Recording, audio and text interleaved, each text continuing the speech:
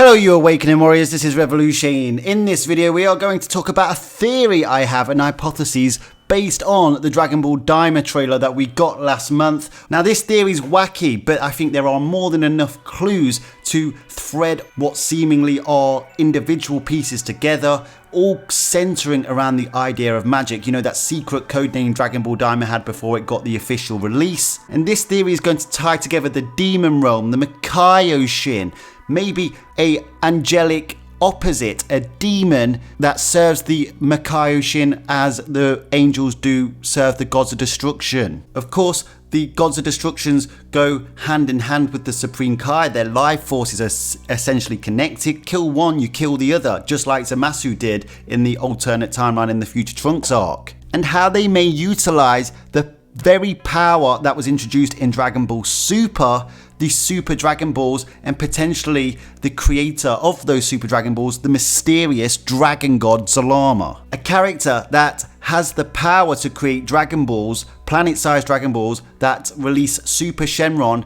with enough power to reverse erasure from even the likes of the Omni King Zeno, the most destructive being in the universe despite his nature. Obviously, Dragon Ball Daima is opening up a brand new branch of Dragon Ball, a brand new story, whether it's related or coherent to the Dragon Ball Super story. That remains to be seen. It is being made by Toei, so of course that would probably make it more relatable to the Toei Dragon Ball Super animation, if anything, rather than the Dragon Ball Super manga, but I guess we'll have to wait and see. It does seem to be set in a different time based on the trailer. There are some correlations between some of the things you see in the trailer and Dragon Ball Super, but we'll have to wait and see. But ultimately what I want to look at is what we see in the trailer and how it can relate to the wider Dragon Ball verse. Dragon Ball Super may not be in the same continuation as Daima for all we know, but in Toriyama's mind, the world that he's developed, created, orchestrated in his mind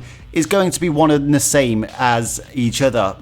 All the lore that we got in Dragon Ball Super will likely apply to this particular verse. Obviously, we know it's called Dragon Ball Daima. It had the buzzword of Dragon Ball Magic. Magic became very prominent in the Buu Saga in Dragon Ball Z, and we even see clips of Dragon Ball Z Buu Saga in this trailer itself, with the two mysterious beings, one who we suspect may be a Kaioshin and the other we're not quite sure. They are literally watching events from the Buu Saga. Now that is only reflective of one moment of time. Whether they watch all the other sagas, once again, remains to be seen. Who knows, maybe even GT will make it into there somehow. Maybe it will become a multi-timeline hyperverse. But back to magic being introduced in Dragon Ball Z, we had a warlock capable of magic. Releasing Majin Buu is basically a being of magic. We see the mysterious beings that we see are basically watching events in the Buu Saga, which makes you wonder if it will happen after the Buu Saga or a bit later down the line. They seem to be watching it on some magical multi-screen apparatus. Remember, this is just a trailer. It may only be reflecting one moment in time, but I believe there's a set of events surrounding the idea of magic. And but magic isn't only with these warlocks, these modern characters, or characters in the demon realm, which is what we can clearly see visible in this trailer for Dragon Ball Daima. It's also now synonymous with beings in Dragon Ball Super, the angels in particular.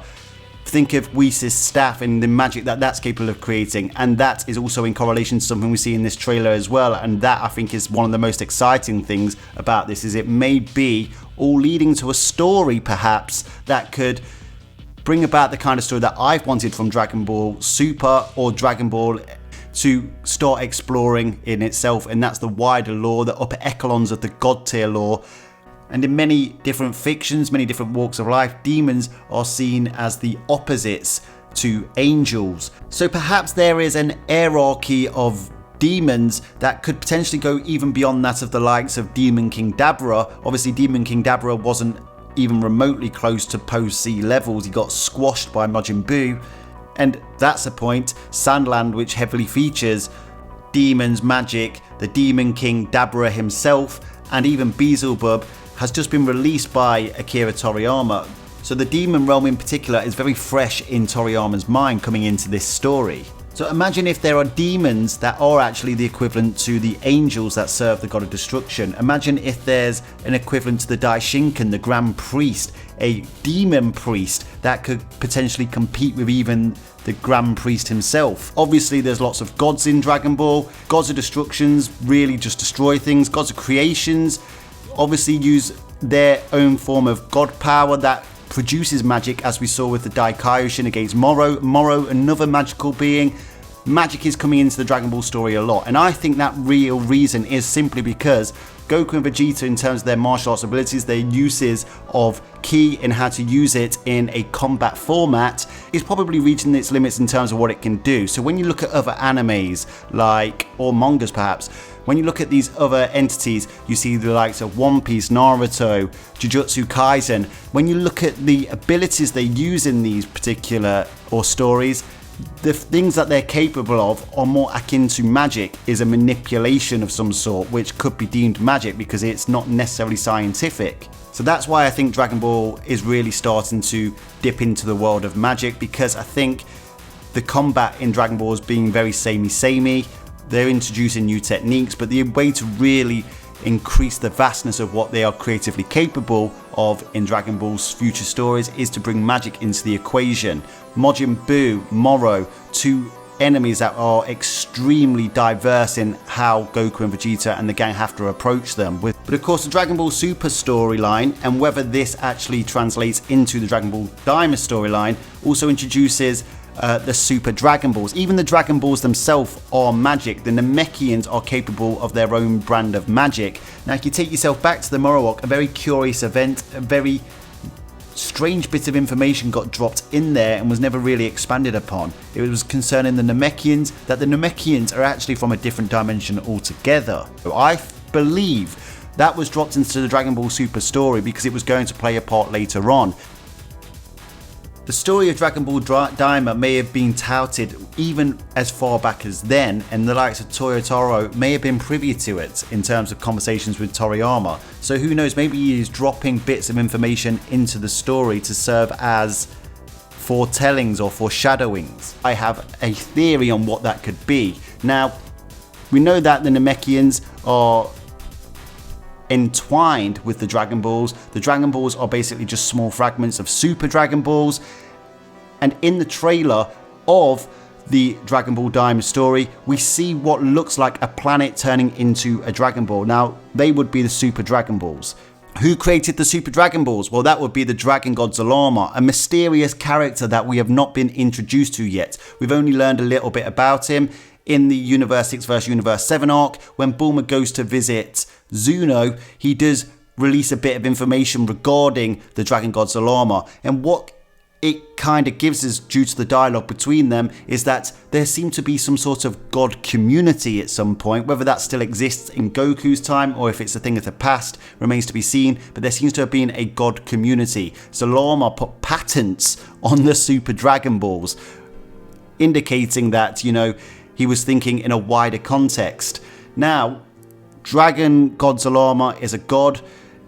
Where is he? That is the question. Obviously, Goku and Vegeta talk to the likes of Beerus and Whis, and obviously the Supreme Kai. The Supreme Kai is going to play a heavy role in this particular story. Once again, the Supreme Kai got a creation capable of magic. I know it's now called Dragon Ball Daima, and the codename of Dragon Ball Magic isn't seeming to be existing anymore, but as a Kaioshin is capable of magic, the Kaioshin, as we saw against Moro, was capable of even far greater magic, enviable magic even in Moro's eyes.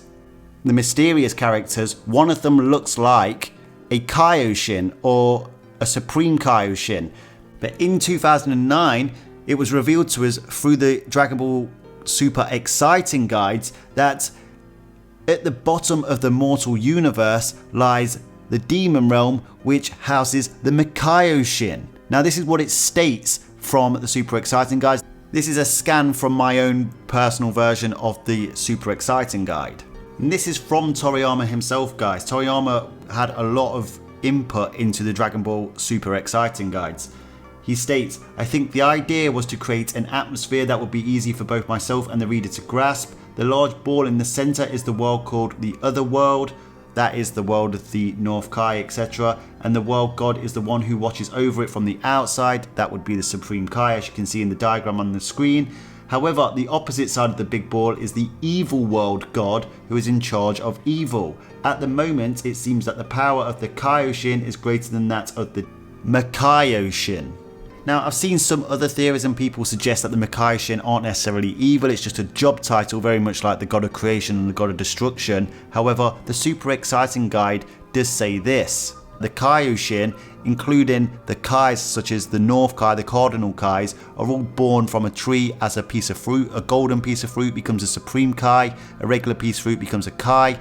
However, the Kaioshin, this is what it states verbatim: sometimes there are also bad cores with evil hearts who end up with the king of the demon realm. So obviously the Kaioshin work hand in hand with the Demon King. The Demon King Dabra was captured by Bobody and ultimately got killed by Majin Buu. So they are without a Demon King. So they are probably researching what has happened to their Demon King. Now, this other character I do not think is a Demon King, simply because he is holding a staff. Now, that staff is very reminiscent of what the angels have, such as Whis.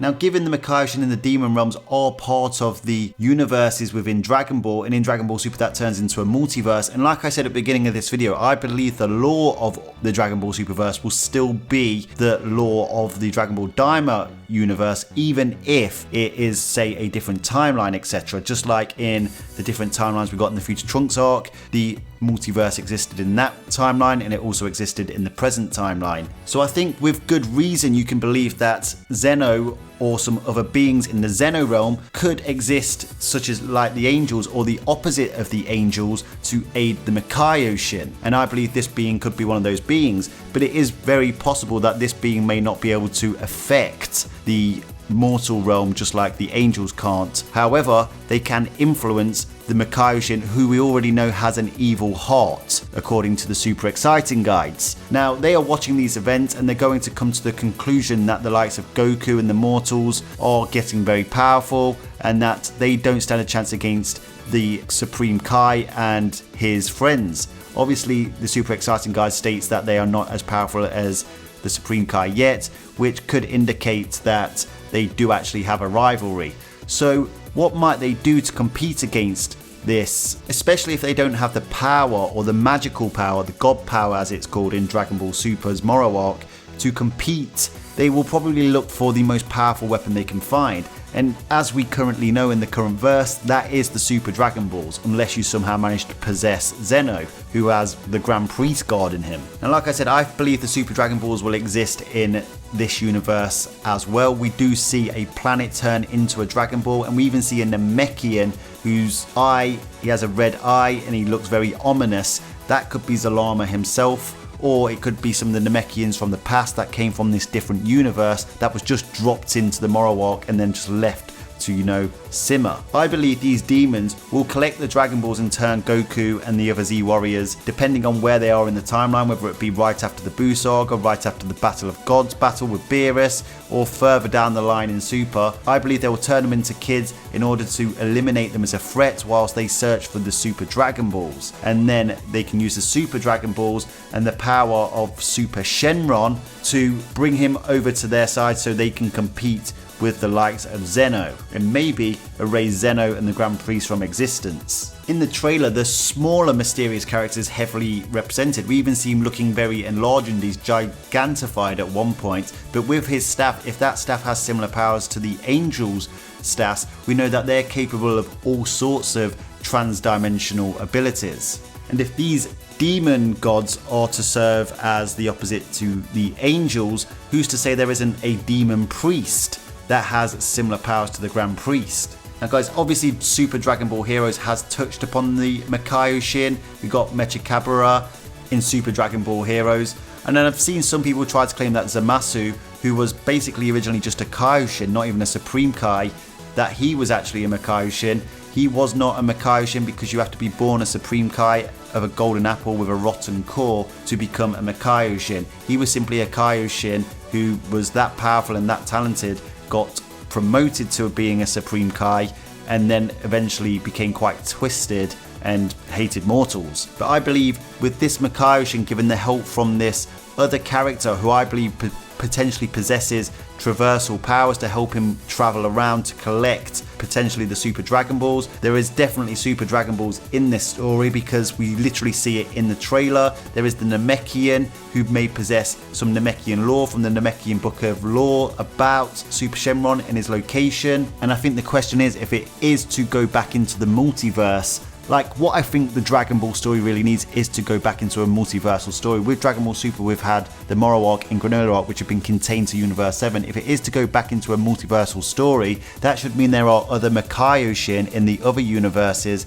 just as there are other Supreme Kai and Gods of Destructions. So guys, these are characters that have evil intentions. Like the super exciting guys state, this Kaioshin has an evil heart. He was literally born with it, which is kind of sad actually, but he was born with this evil heart and he likely wants to compete against the gods of creations, and who knows, maybe even above that. They are working under this hierarchy under the Omni King, who is the god of gods essentially, so maybe they would want to topple these sorts of characters, and I believe the best way for them to do that is to attain the Super Dragon Balls. And it seems Goku and the gang will get caught up in this whole godly ordeal.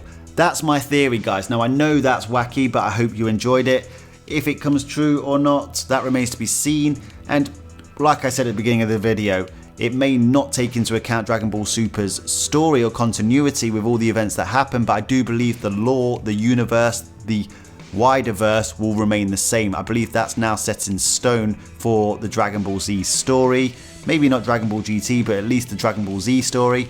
So, is that a too wacky of a theory? Let me know down in the comment section. Or do you think I've sewn some good ideas together and maybe on something? Let me know your thoughts down in the comment section. I really look forward to reading what you've got to say. Smash that like button, lend the dice Shenken your energy. Until next time, Ad Astra.